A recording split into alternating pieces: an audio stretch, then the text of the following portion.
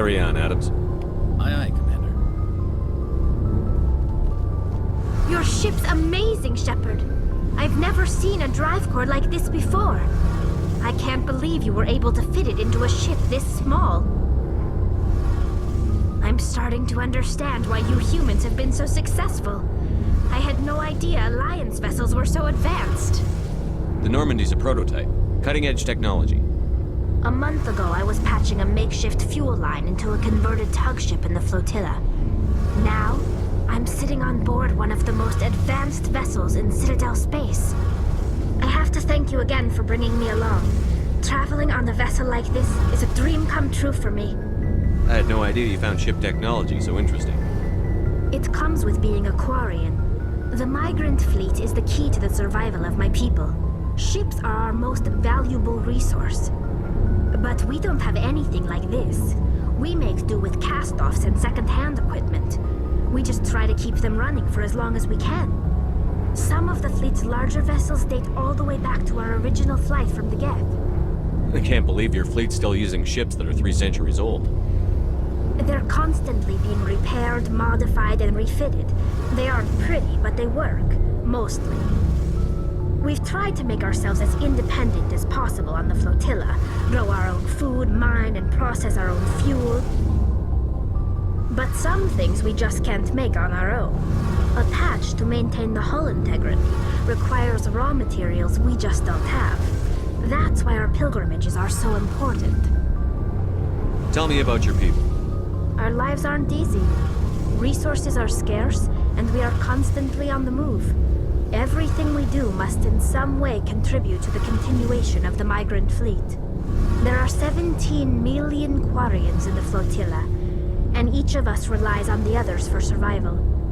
The bonds among my people are strong. Unfortunately, we have had to surrender many of the freedoms and civil liberties other species take for granted. What kind of freedoms? Well, it's illegal for parents to have more than one child. If our population grows too much, it would strain our resources to their breaking point. Of course, we also can't allow our numbers to become too few. If our population is in decline, the rule against single births is temporarily repealed. In extreme cases of population decline, incentives are even offered to encourage multiple births, though the Conclave hasn't had to take such measures in nearly a century. That's your government. The Conclave is our civilian branch of government. Each ship can elect a representative to serve on the Conclave and make decisions that affect the fleet as a whole. On matters that affect an individual ship, however, the captain has the final say. It's a tradition that dates back to the early days, when the fleet was governed by martial law. Fortunately, most captains nowadays are smart enough to have an elected council from their crew to give them advice and guidance. So the ultimate power rests with elected officials. In practice, the Conclave and the respective council for each ship tend to set the rules that govern our daily lives. But in theory, we are still under military jurisdiction. The 5 top-ranking military officials in the fleet serve on the Admiralty Board. These 5 have the power to overrule any decision by the Conclave in case of emergency. To do so requires unanimous agreement among the Admiralty, and they can only do this once. After that, the entire board must resign their posts. It's a safeguard that served us well. In nearly 3 centuries, the Admiralty Board has only overruled the Conclave 4 times. I want to know more about the pilgrimage. When my people reach maturity, we leave our birth ships and seek acceptance with a new crew. It's necessary to maintain genetic diversity among the fleet. But no ship wants to accept someone who will be a burden on them. So, to prove our worth, we embark on a pilgrimage. We set out alone, leaving the flotilla and our families behind us. We only return once we have found something of value we can bring back to the fleet. This is presented as a gift to the captain of the respective ship we wish to join. If the gift is accepted, we are welcomed into the crew. Can a captain choose to reject the gift? That doesn't happen often. Most captains are eager to increase the size of their crew. It increases their own standing in our society. Even when a gift is not particularly valuable, the captain usually accepts it out of a sense of tradition. However, there is a stigma to presenting a substandard gift. It's not the best way to make a good impression on a new community. Most pilgrims don't return until they find something worthwhile. I can't believe they just send you off alone. It's not like they just cast us out. Before we leave, we are given lessons in how to survive outside the flotilla, and given gifts to help us on our journey. We also receive implants to fight off sickness and disease.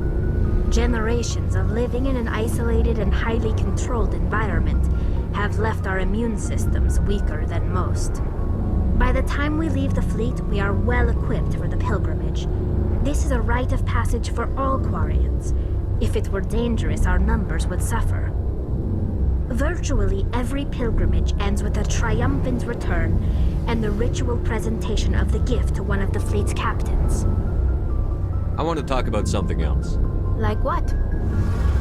I want to know more about the Geth. I doubt I can tell you anything you don't already know. It's been almost 3 centuries since they drove my people into exile. All I know is the story of their origins, what they were when we created them, and how they turned on us. Interesting. The Geth were originally created to serve as an automated manual labor force. Initially, their intelligence was as limited as any VI. Over time, we made small modifications to their programming to allow them to perform more varied and complex tasks, bringing them closer and closer to true AI status. How come the Council didn't step in and stop you? This wasn't true AI research. We may have been skirting the bounds of the law, but we never did anything that was actually illegal. The changes were so insignificant, so gradual, that we were able to control them. Or so we thought. But one thing we underestimated was the power of the neural network. 1 million Geth thinking simultaneously created an inherently unstable matrix. So, the Geth share brain power? Many of the Geth's logic systems were designed to work in concert with other nearby Geth. Basically, the more of them you have in a group, the smarter they are. So there's some sort of group consciousness? No, nothing like that. They cannot share sensory data or information. Their programming cannot handle that much simultaneous input. Each Geth maintains an individual awareness and identity. The neural network only operates on a process-based level. It's basically the synthetic equivalent of a subconscious. But when they're in close proximity, they can coordinate low-level functional processes, freeing up more capacity for original or independent thought. That doesn't make any sense. I'm probably oversimplifying. The Geth are incredibly advanced and complex creations. All you need to know is that they get smarter when they gather in large numbers. As we built more and more Geth, their effective intelligence became more sophisticated, more abstract. One day, a Geth began to ask its Quarian overseer questions about the nature of its existence. Am I alive? Why am I here? What is my purpose? As you can imagine, this caused a near panic among my people. I don't see what's so bad about those questions.